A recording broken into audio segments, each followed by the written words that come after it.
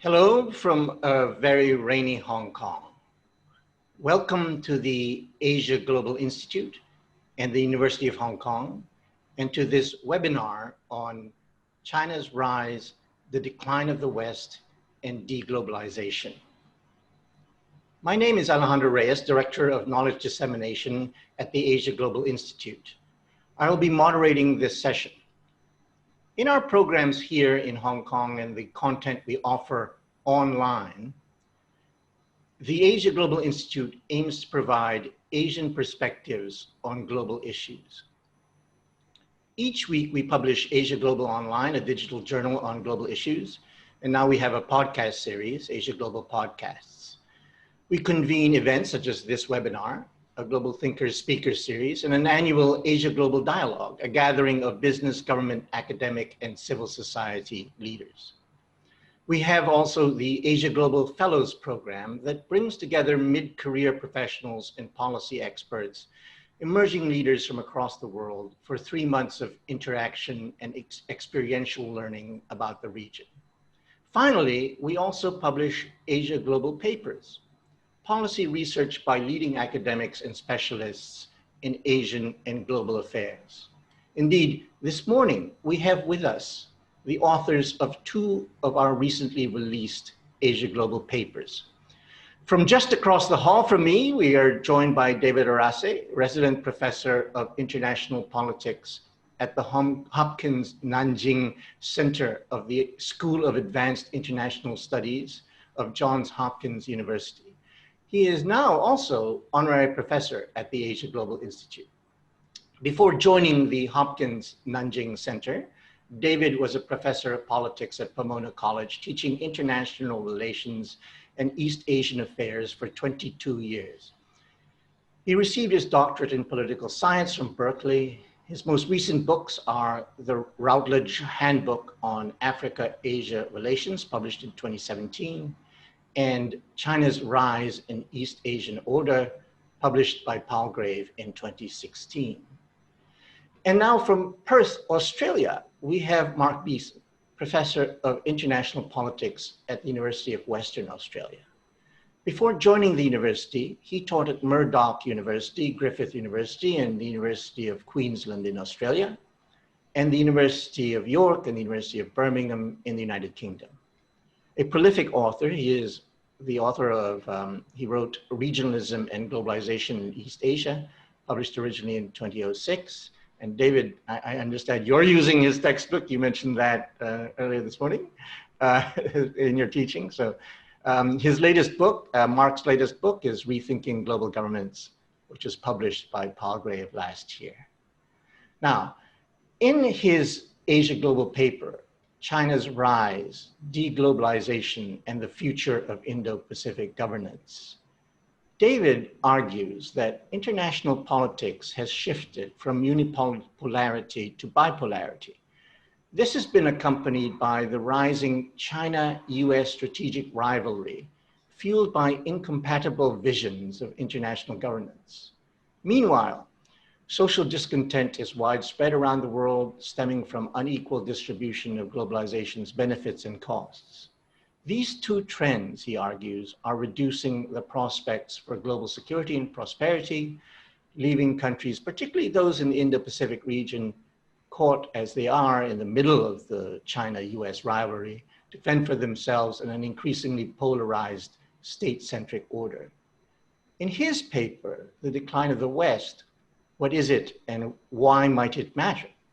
Mark observes that the international order created under the auspices of American hegemony appears to be unraveling during the erratic and nationalistic leadership of President Donald Trump, and the growing geopolitical and geoeconomic competition between the US and China.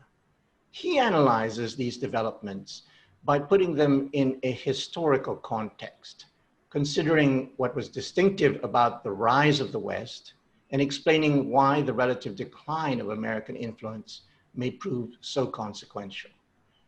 So let's dive in. Our viewers, if you're interested in downloading these papers and reading Mark's and David's papers, they're available from the Asia Global Institute website. But let's dive in. Mark, if I might, allow me to quote a key paragraph in the concluding section of your paper. You write, "The countries generally subsumed under the rubric of the West have had a pretty good run. For the past few hundred years, the first European powers, and then the US and its supporters, have dominated international economic, political, and strategic affairs. That supremacy may be coming to an end, or at least is being challenged by rising powers, particularly China. The US and such key allies as Japan and Australia may try to contain China's rise, but that seems to be an unrealizable goal.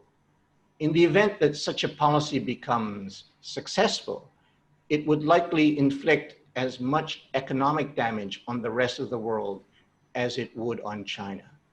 Although the PRC may have developed a distinctive economic model, it is deeply integrated into the very international order that the US has done so much to create.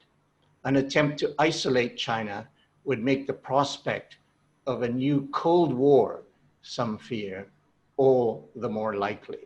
Now, my question to start is, aren't we there yet? Have we arrived at a new Cold War? In November 2019, Henry Kissinger warned that the US and China were in the foothills of a Cold War and could be headed toward a conflict worse than World War I.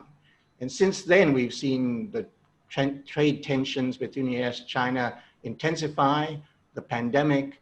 We've seen, well, just today, the news about TikTok, the technological competition between the US and China. So have we arrived at this new Cold War? I don't think we have. And in my judgment, there's a number of ways of thinking about this and different things you can factor into the discussion and the equation, if you like. But if you think about the old Cold War, there was a stark ideological difference between the United States and the Soviet Union. And there was a real fundamental difference of opinion about the basis of what the international order should be and the basis of what economic and social and political activity should be as well. And I don't think that difference is as starkly drawn between China and the United States as it was between the United States and the Soviet Union. So that's one point to make. I mean, there are very significant differences, no doubt, between the way that China's organized politically and even economically and the way that America's organized. So they are important differences. But trying to unravel the deeply institutionalized connections between the United States and China, trying to unpick the complex production processes and production chains, and the fact that both countries, broadly conceived, and that we could have a long discussion about quite what the national interest is in these kind of contexts and who benefits most from the relationship. But broadly conceived, I think both countries benefit from the relationship. And lots of people in both countries recognize that, including business interests in both countries. And it's striking that many American companies, or companies based primarily in America, have benefited enormously from their links with China and made huge profits as a consequence. And so there's a powerful set of interests, both in the United States and China, that recognize that this is an important and potentially beneficial relationship. Now, against that, of course, we've got the kind of rhetoric that emerges from people like Trump. But I think there's a question about the sophistication of the analysis, particularly on Trump's part, but also on some of the part of some of his advisors like Peter Navarro, who has a fairly sort of 19th century mercantilist view of the international political economy, it seems to me at least. And whether that's going to remain such an influential force in the future is one question, particularly if Trump loses the election and acknowledges the result.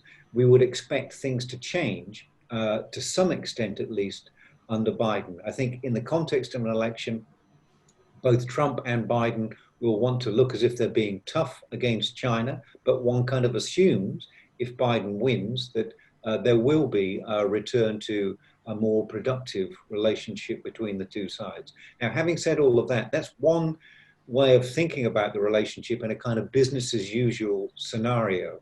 And one of the things that I didn't talk much about in my paper, but which I've got a bit of an obsession about generally, is about the role of climate change. And my judgment is, for what it's worth, that the IPCC told us about 3 or 4 years ago that we got 10 years to sort out climate change, otherwise it's going to upend everything that we think about the international system as we know it.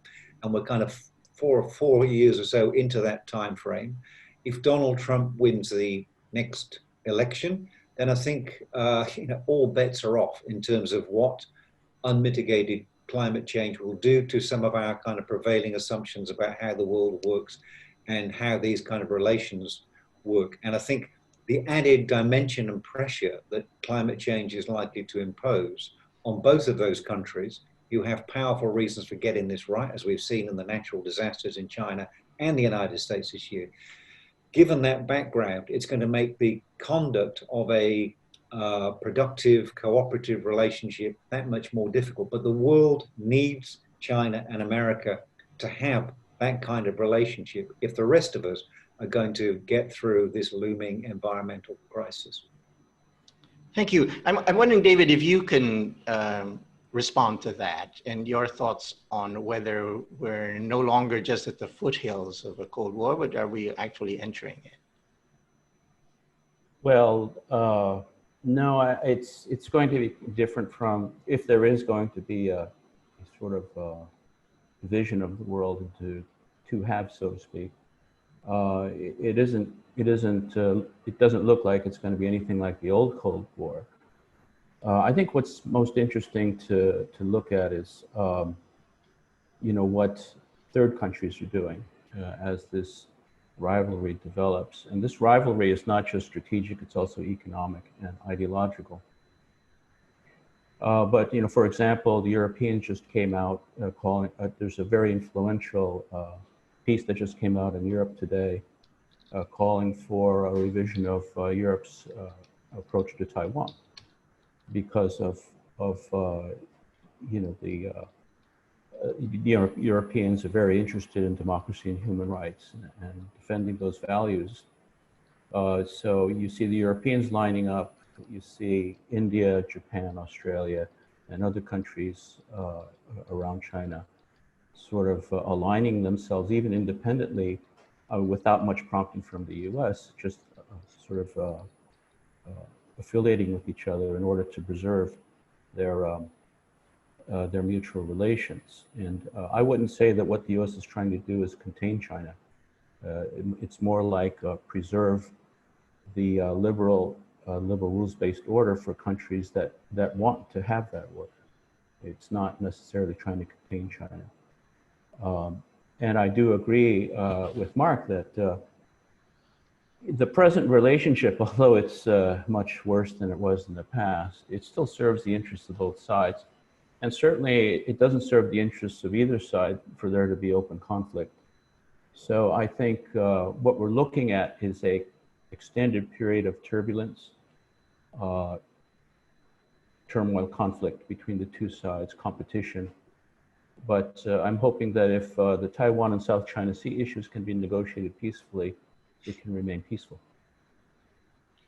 Thank you. Now, if I can go back to you both on this issue, and you present in some ways a reasonably positive or a more positive view on the whole issue of a Cold War, but isn't it, particularly if you look at the technology and strategic side of things, particularly South China Sea, the techno-nationalism issue, if you will, Huawei, TikTok, is it, as much as there are people interested in preserving this kind of mutually beneficial relationship between the US and China, doesn't it seem that there are also strong forces in the intelligence, security, defense communities that are really pushing forward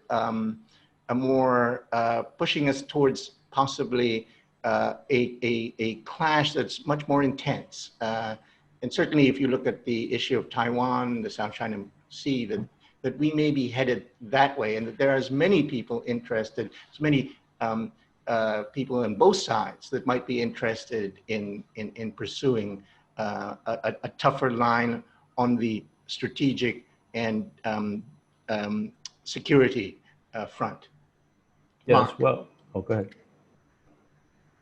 So you allow me to answer first. So yes, I mean, it's an important point. I think without wanting to bore your viewers and listeners with disquisition on international relations theory, I think the fact that many people in both countries are so-called realists and take a particular view of the world and about the behavior of their counterparts and great power rivals, there's a certain element of self-fulfilling prophecy about some of these things. I think that people think that China is going to behave badly or the United States is going to behave badly, and therefore they prepare for the worst. Now, having said that, I think one of the striking things about China's foreign policy in particular over the last few years is that it has been perceived widely, not just by the United States, but by many other people, as being certainly assertive is the polite way of describing it, maybe aggressive is a more realistic way of describing it as well. So there's a whole series of tensions around China's behavior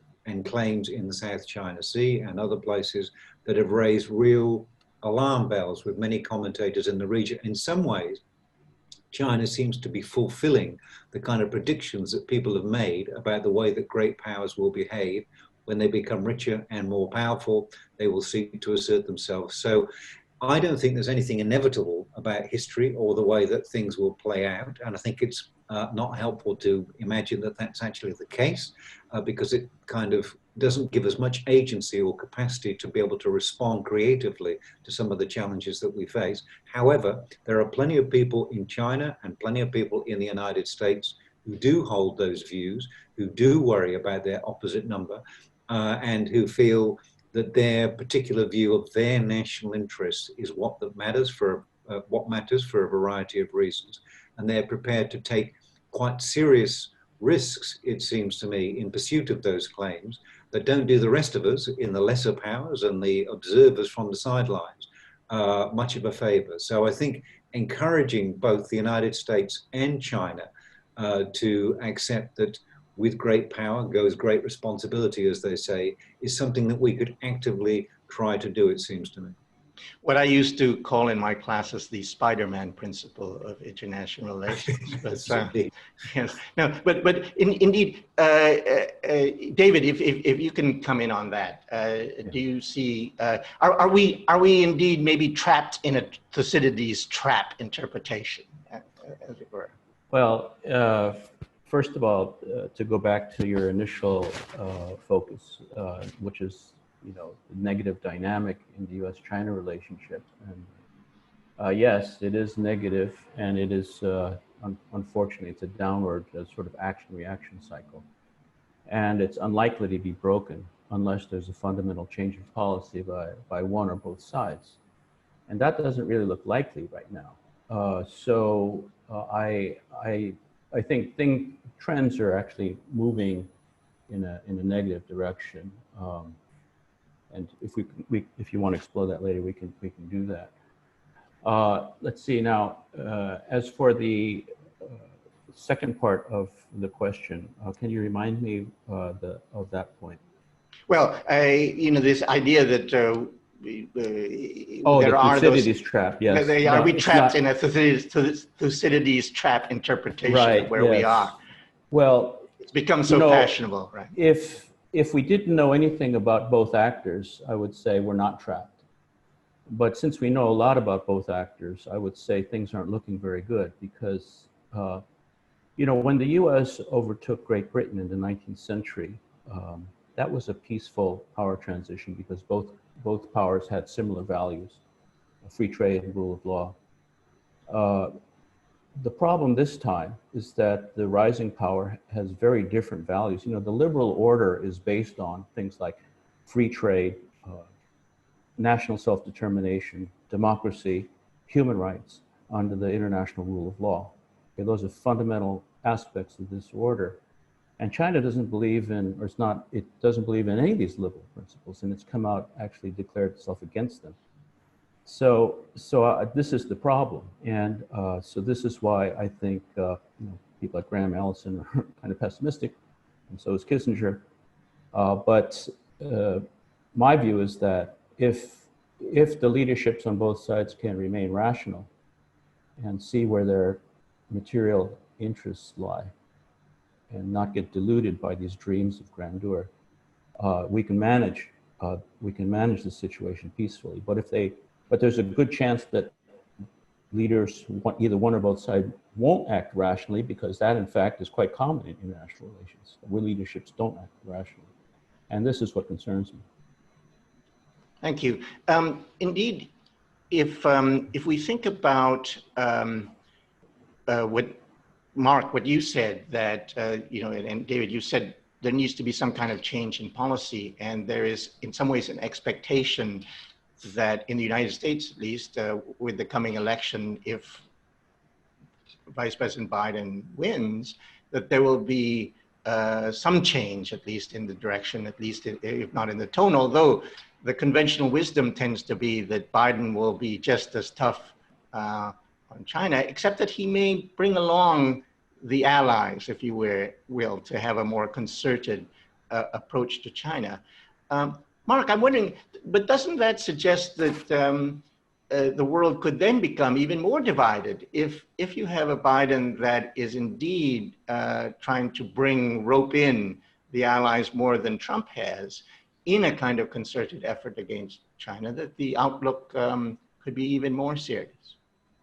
It could be. I mean, I think my view is, for what it's worth, I think a lot of people would support this. I think Biden has got to be a better bet than Trump in trying to address, take seriously, and understand some of the problems that we collectively face at the moment. And I think Biden is a product of an American foreign policy tradition that's basically sort of liberal and thinks that multilateral is not a bad idea in principle, particularly if the Americans have a lot of influence in the way that that system works, which they have done for half a century or more. So I think there's a strong foreign policy tradition in America that will probably reassert itself to some extent.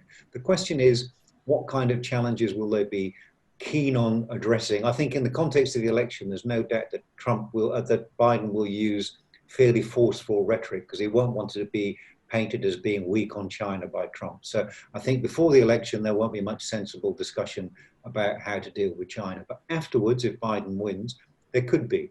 And my view, for what it's worth, is that Biden said that he's interested in taking the so-called Green New Deal seriously. He's interested in trying to reconfigure the American domestic economy and its relations with the rest of the world along more sustainable environmental lines. And I think that's an excellent piece of rhetoric. Whether it'll follow through on that's another question. But my suggestion would be, for what it's worth, if one possibility for resetting the relationship between China and the United States is for both countries to recognize that they are not each other's worst enemy, in the sense that climate change is a collective problem that they both face, which is a much more implacable, formidable, and immediate threat to their domestic and international position.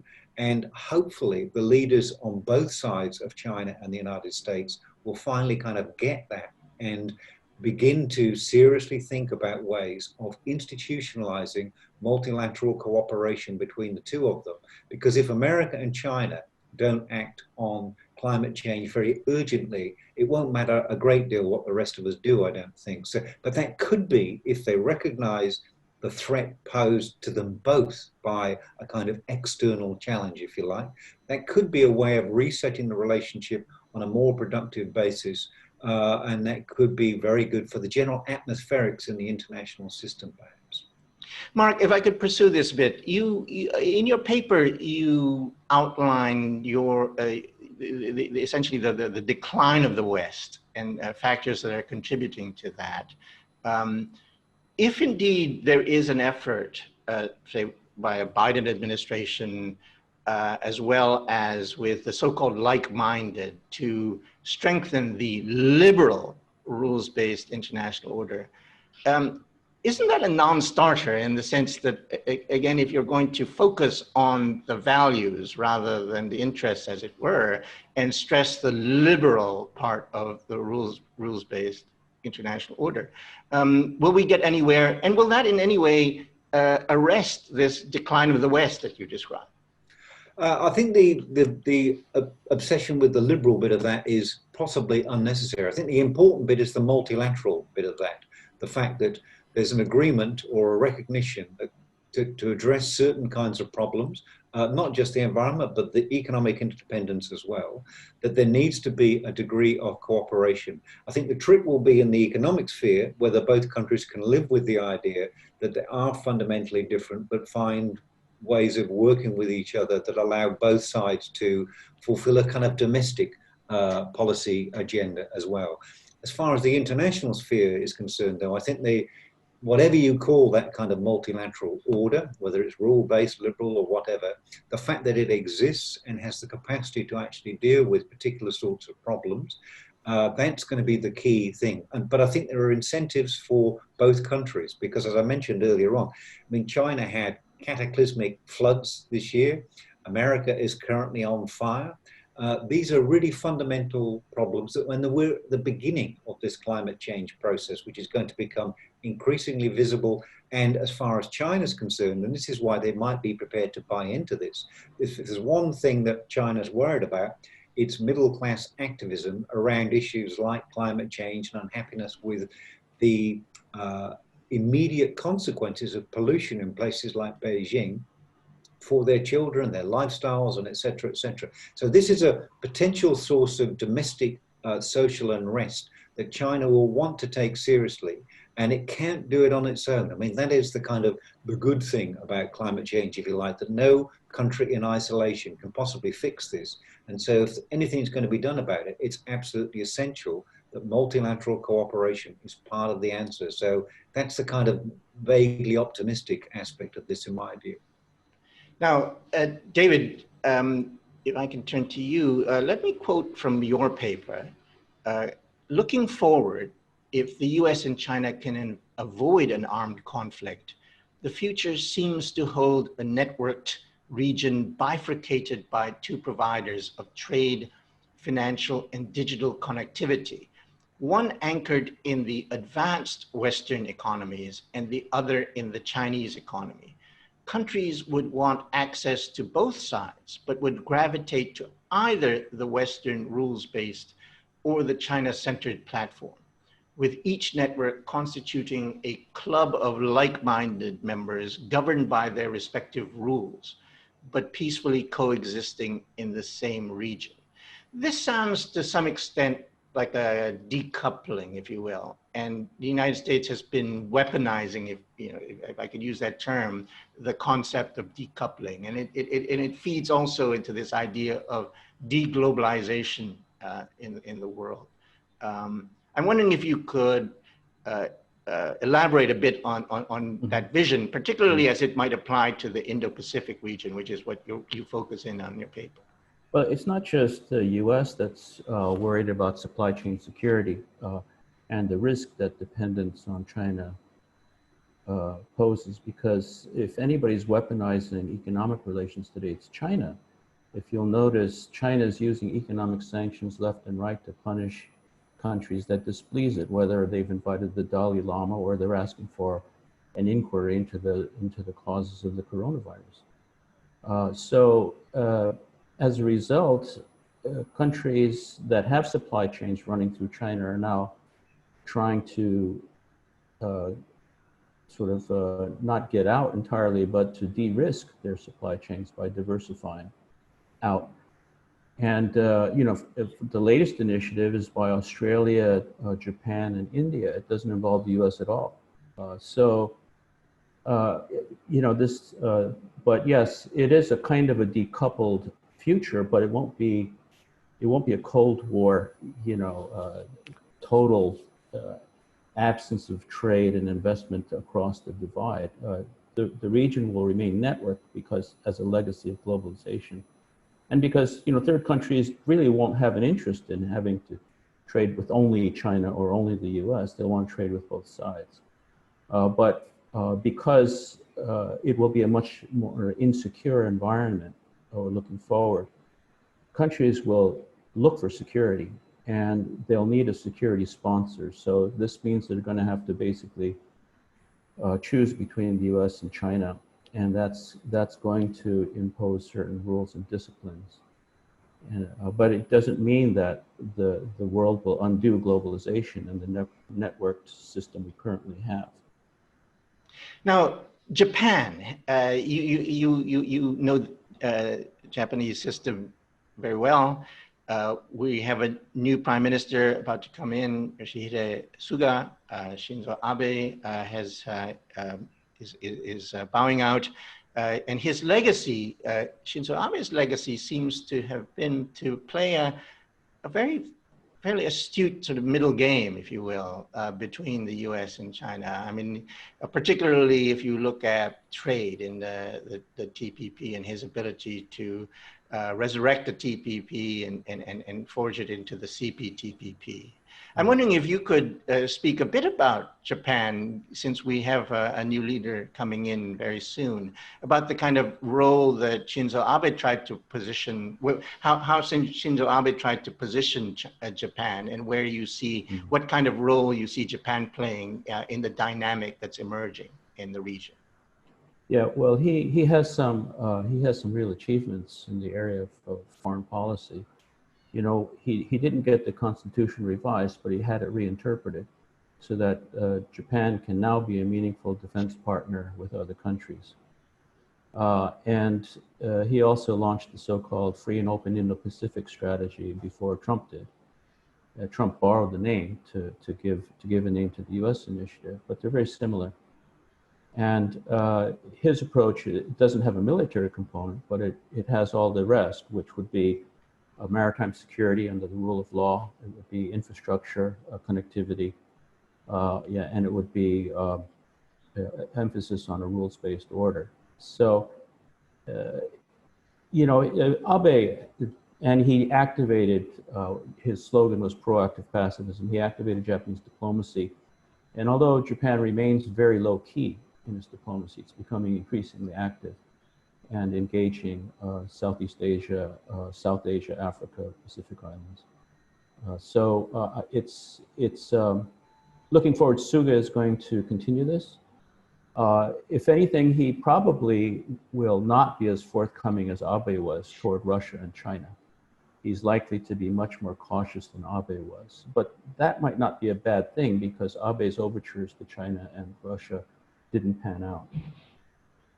Well, indeed, there was supposed to be a landmark visit by Xi Jinping to Japan in the spring, and that got canceled because of the pandemic. There were a lot of expectations for that. Do you think that the pandemic, the impact of the pandemic is, will it have any lasting impact on the dynamics in the region, particularly you know, the accusations that have been bandied about you know, China's initial handling of the pandemic? Yeah, it's going to have an enormous effect going forward at many levels. First of all, it's detracted from the soft power of both China and the US. Neither side comes out looking very good.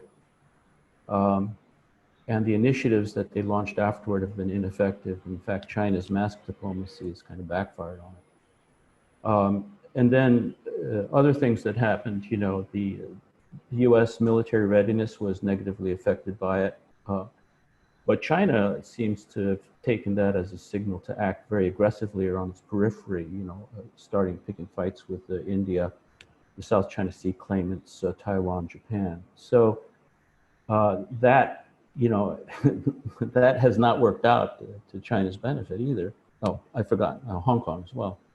So yeah, the COVID-19 really has had an enormous effect, and it's also motivating middle powers, you know, like Japan, Korea, Australia, India. Well, not quite middle powers, they're regional powers, but motivating them to do more self-help efforts and organize themselves. I think it's given them a greater sense of urgency and indeed agency. So I think actually, in a very strange way, COVID may have been very good for activating the region's members to sort of think more about the world they want to live in and actually do things to bring it about.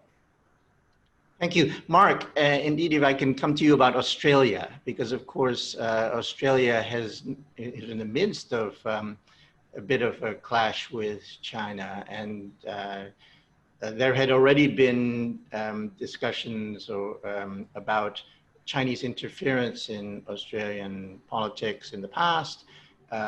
And then, of course, you had the pandemic where Australia did call for an independent inquiry into the origins of the virus, supporting an American view.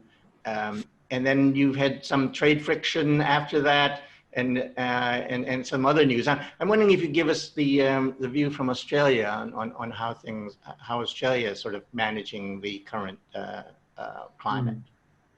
I think the main point to make at the outset is that if Australia was choosing a country to be its principal and major trade partner, it wouldn't choose China, because it's just too different, too difficult, too unpredictable at times, I think, for Australian policymakers to feel comfortable with.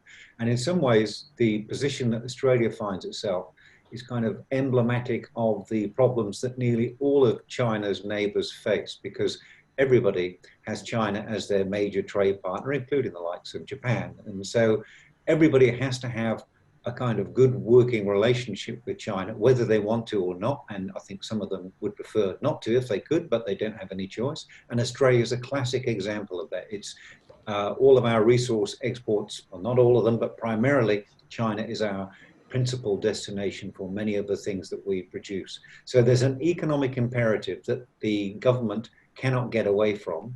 And there's also a continuing strategic reliance on the United States, which the government doesn't want to get away from, and in fact does everything that it can to reinforce, because it regards it as being the bedrock of Australian security, rightly or wrongly. And so there's that fundamental tension at the basis of Australia's foreign policy in particular, but for many of the countries around the region as well. Is China more of a threat than an opportunity, basically? And so balancing that tension between economic imperatives and strategic concerns is the kind of defining foreign policy challenge for Australia and many of the other countries in the region. Having said all that, I think there's been some problems that are specific to Australia in terms of our leadership. The point you made about calling for a inquiry into the WHO and the outbreak of the coronavirus in China was getting well ahead of the curve and wasn't well received in China. And I think there's a sense in China that they're quite happy to use that kind of geo-economic leverage that they undoubtedly have over most countries to send a very strong and unambiguous message when they're unhappy about what their sort of minor trading partners and bilateral partners are actually doing. So China's recently imposed constraints on barley exports, wine, various other things, even sort of suggesting to Chinese students that maybe Australia is not the best place to go and get an education these days. So there are fairly unsubtle ways of sending a big message to countries like Australia if China's unhappy with their behavior, which they have been for some time now. Now, adding another degree of complexity has been the point about Chinese quote unquote interference in Australia's domestic politics, and there's been a recent expose of a Chinese company that's linked to the central government keeping tabs on 35,000 Australian citizens of various sorts and having profiles on what they do and their political exposure, as it's called. So I would be very surprised if I'm not on that list, for example, and slightly disappointed if I'm not on that list, to be perfectly frank. So I think it's a badge of honor to be on that list in some ways, that you've had some kind of impact. So, but that's the kind of extent of the attempt by China to keep tabs on people that it's not terribly happy with, or that it thinks might be able to influence or take notice of in some ways. So that intrusion into Australia's sovereign political affairs has also generated a lot of pushback on the part of kind of Australian hawks and people who think that they should be taking a firmer line and standing up to China and standing up for those kinds of liberal values that we were talking about earlier on and not being seen to quote unquote cave into China. So there's a very lively and complex and unresolved ongoing debate in Australia about how we should respond to all of this. I suspect it will go on for some time.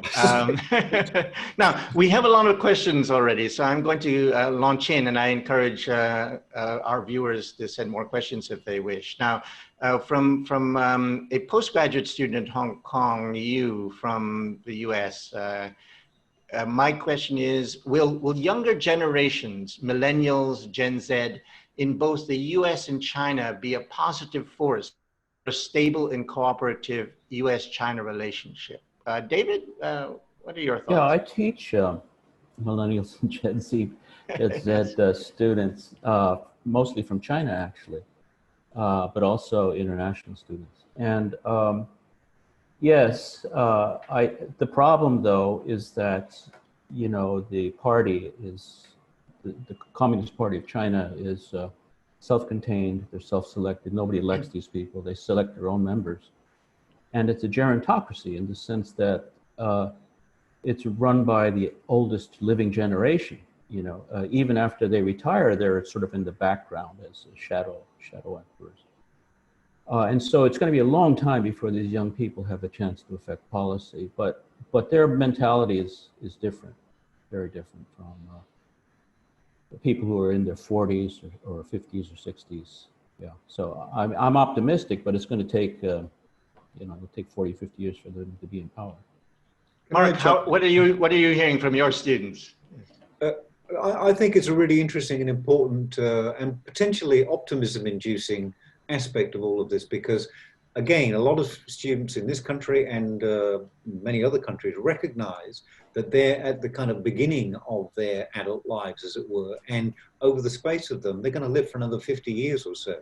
And unless we make some pretty radical changes to the way we organize ourselves and our relationship to the environment in particular, I think it's dawned on that rising generation that their lives are going to be pretty blighted in effect, and their kind of optimism and hopes for the future are going to be similarly curtailed. And it's no coincidence that there's been a sort of epidemic of anxiety about the future amongst young people as well, for good reason. And I think it's unfortunate that in both countries, as David points out, there's a sort of older generation that just has a different kind of mindset about many of these fundamental problems and doesn't kind of get it in the same way that some of these youngsters do. And it's striking that Greta Thunberg, you know, 17-year-old schoolgirl from Sweden, has been one of the most effective and articulate voices on some of these issues in the world, and arguably put to shame some of the older generation of leaders who simply, for a variety of reasons, either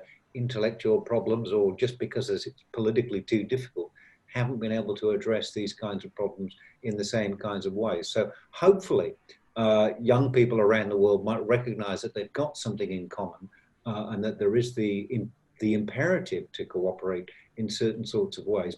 But having said that, in both China and the United States, nationalism is still a very powerful force in both countries. And that potentially presents a pretty implacable sort of obstacle to the kind of cooperation I think is necessary across a range of issue areas. Thank you. Now we have a question about India. Could you comment on the role India plays in the geopolitical repositioning between the US and China? Is the current tension on the Sino-Indian border a symptom of broader international developments? David?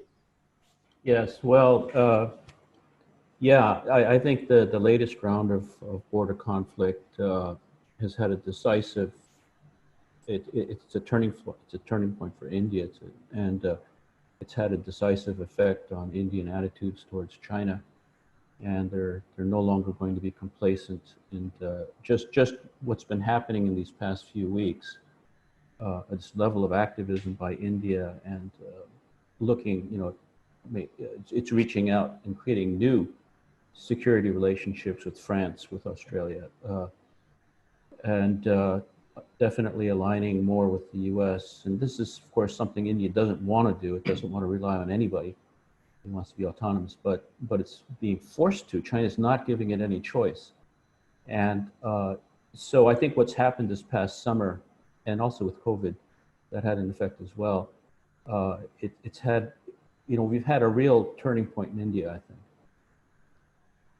Can I add to something to that Yes, as well? sure. Yes. Because I think it's striking that the Australia and increasingly Japan and the United States have been trying to encourage India to join them in this kind of quadrilateral dialogue as a more active and significant player.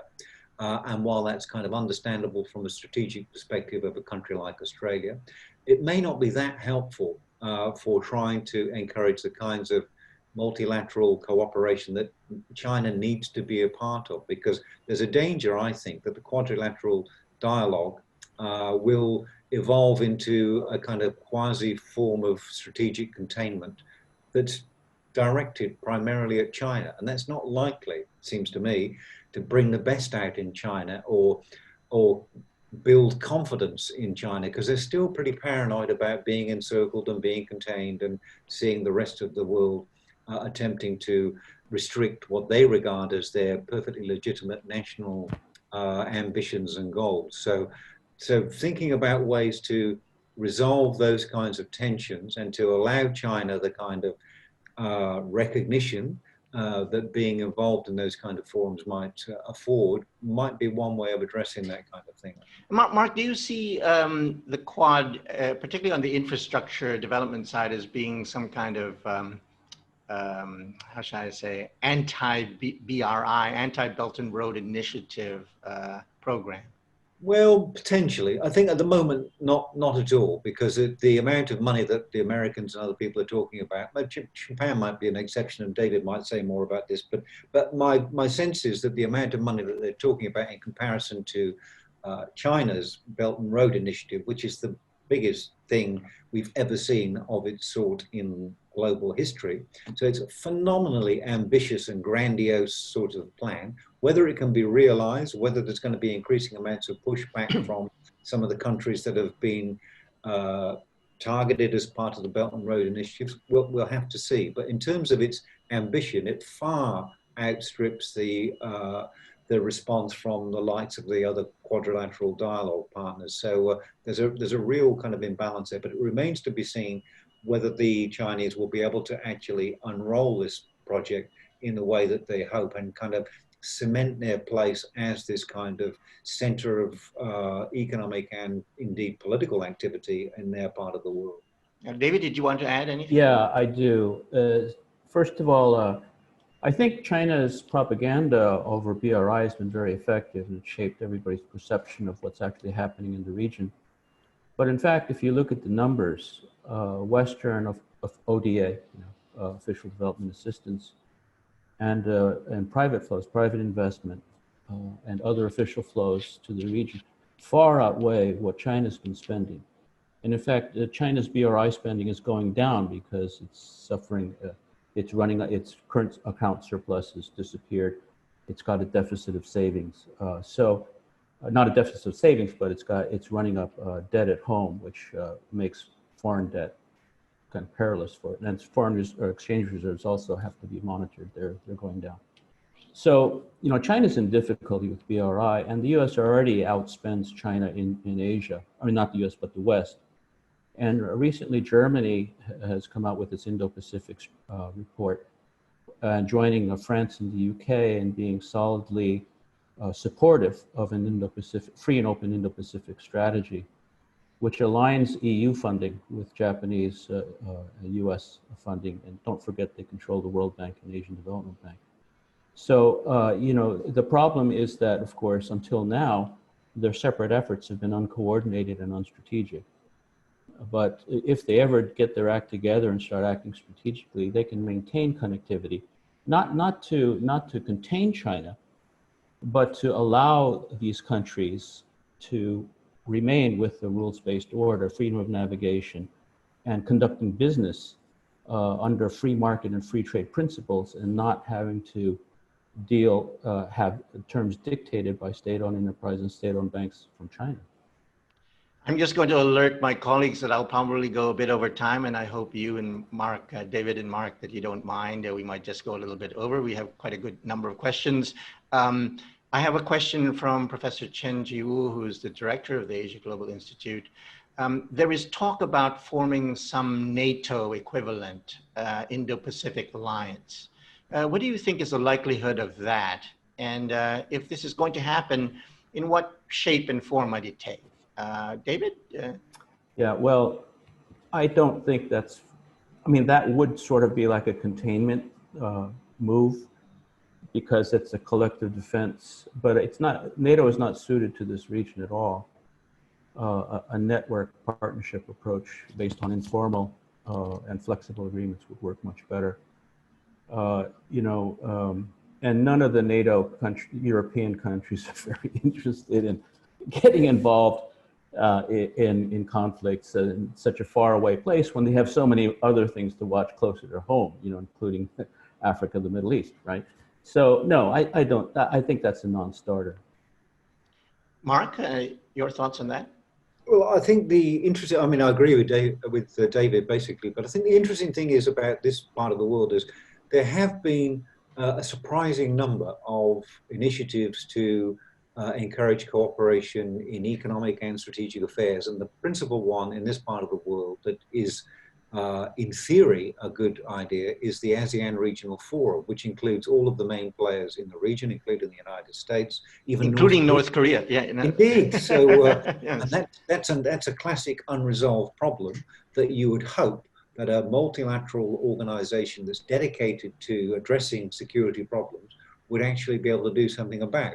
But the reality is that because of the nature of Southeast Asian diplomacy of an ASEAN variety, it's not really got that kind of capacity to be able to influence the behavior of its member states in the same way that, for example, the European Union can in Europe. So that's always been a bit of a weakness, in my view, of the kind of multilateral institutions that have been developed in East Asia.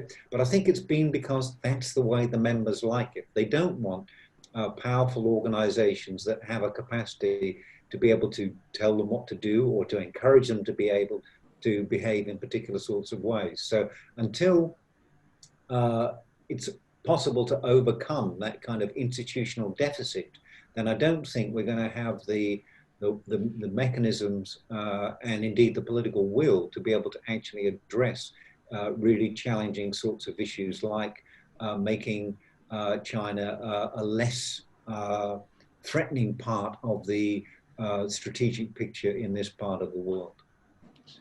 Thank you. We have a question from, I believe it's the Yusof Ishak IC's Yusof Ishak Institute in Singapore.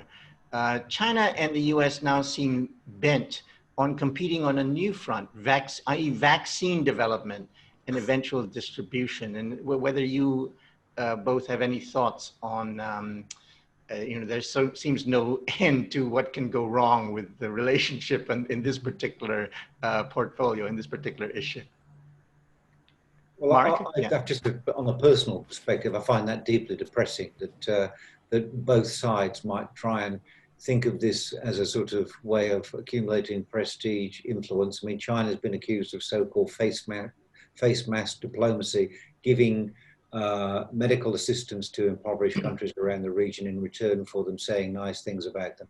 I mean, I just don't think that's terribly helpful or principled. And the same criticisms can be applied to the United States, which initially said they were going to keep any vaccine that they developed to themselves. So if we're trying to cultivate a sense of international community, being in this together, having common problems to solve, I mean, I don't think this is a terribly useful way of proceeding by either country.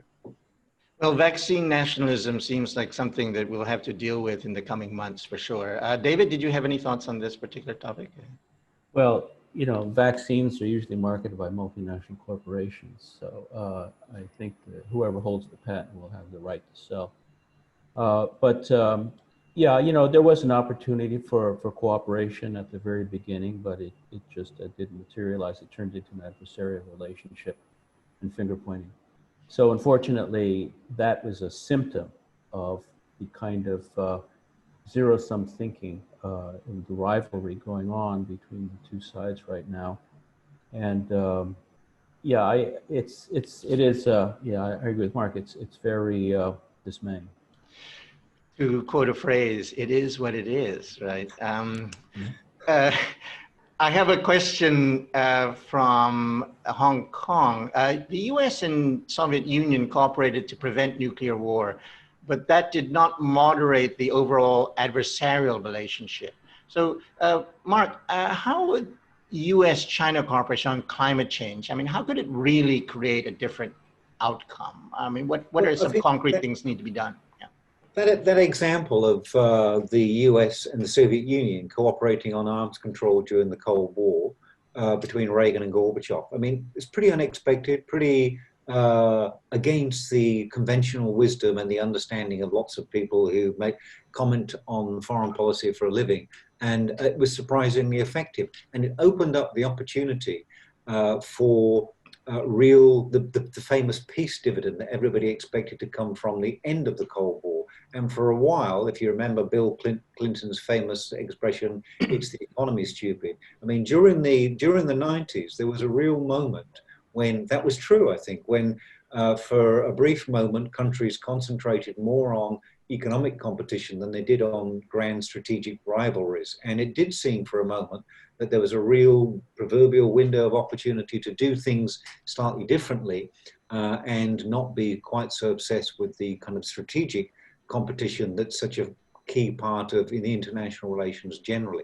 However, along came George W. Bush, invaded Iraq, and I think that was the beginning of the end as far as the kind of liberal credibility of the American order was concerned in many ways, because it sort of brought in a period of unipolarity and predictably enough, perhaps, countries like China and the rise of other powers around the world, including the likes of Russia, were not happy about that degree of American unipolarity and pushed back against it. So, but I mean, the general point that there have been moments of surprising cooperation, even in the area of strategic rivalry, which could be something that could happen again. It's conceivable that the Americans and the Chinese could strike an agreement to institutionalize arms control and use the money that they save to do something about climate change domestically, for example. So it's not inconceivable, but it requires a degree of enlightened leadership that's not glaringly obvious in certainly in the United States, but China as well, I'm afraid. It's the climate stupid. That's indeed, indeed. Good line. Yeah, I have a question from one of the Asia Global Fellows. 4 years ago, candidate Trump put on the global agenda the idea that China was taking advantage of trade relationships, in particular against the US. For the first time in decades, tariffs started to be used as political weapons.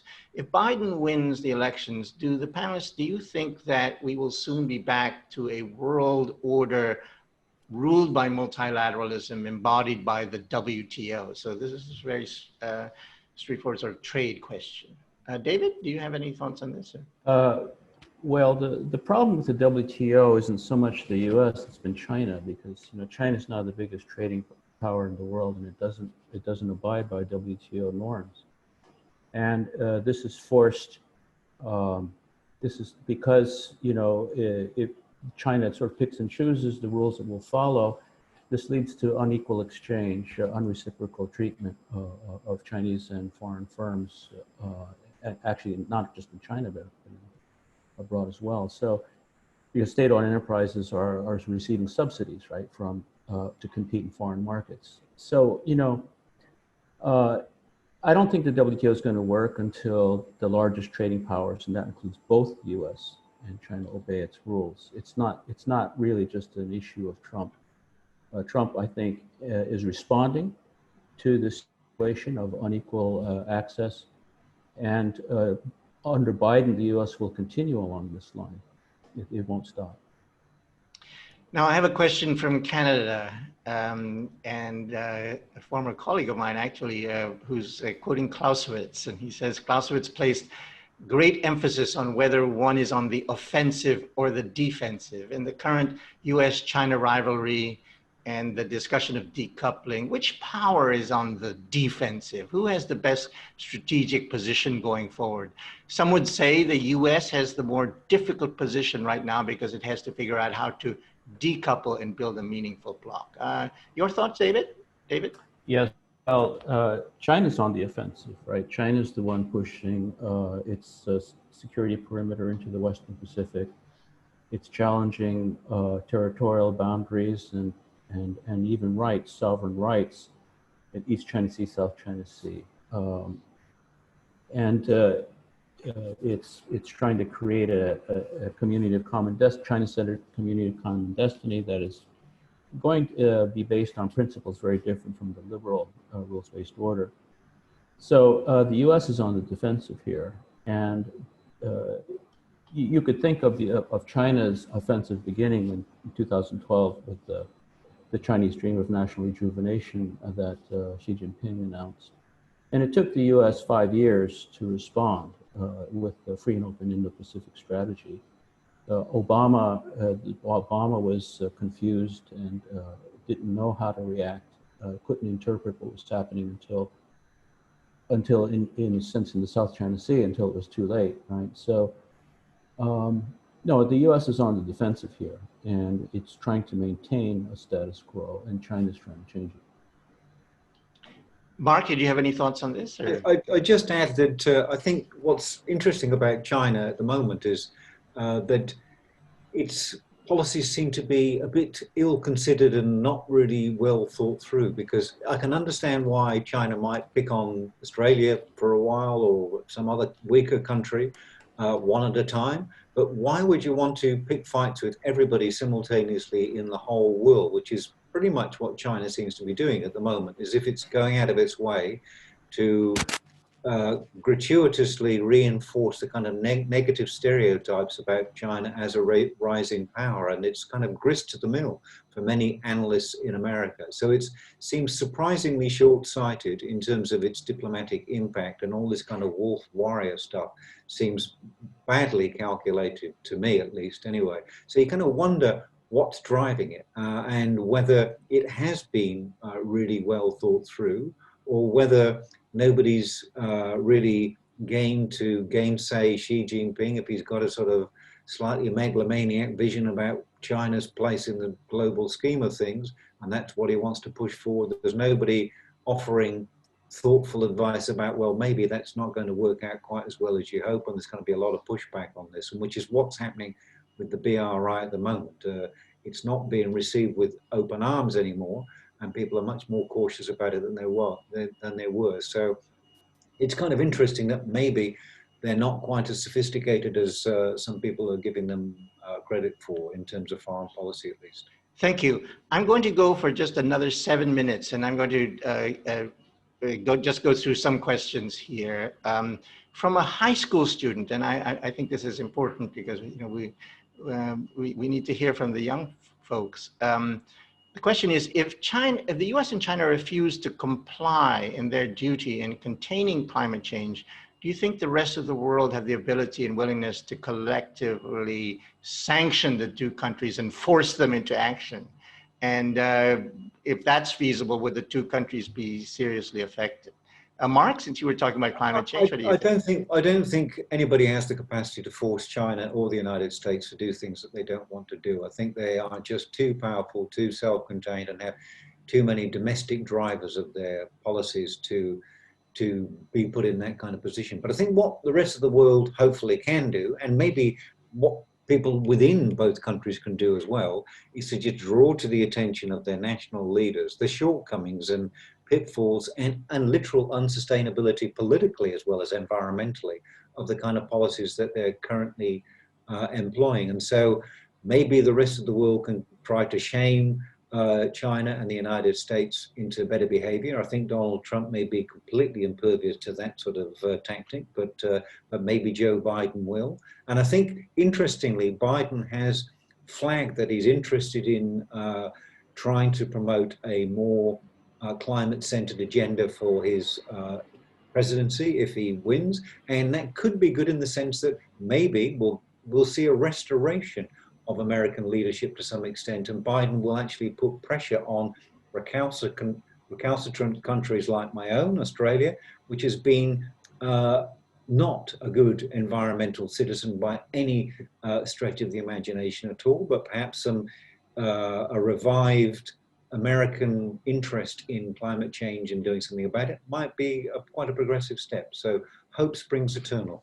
Thank you.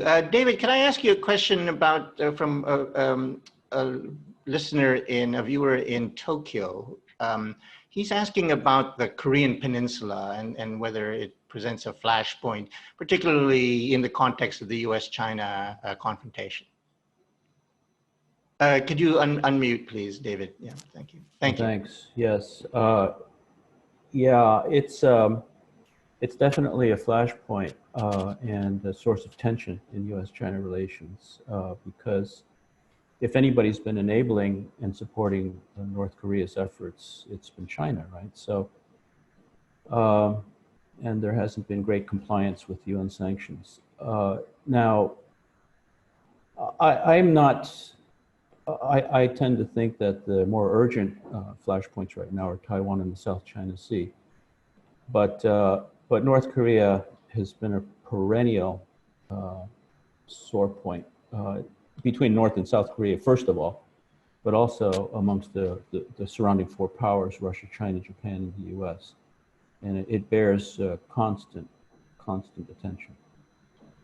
Now, I'm mindful again that we will close soon. Let me just pick a question here. I believe it's from Hong Kong, but China wants to create a community of common destiny. I think this is referred to in your papers, and serve as a security sponsor.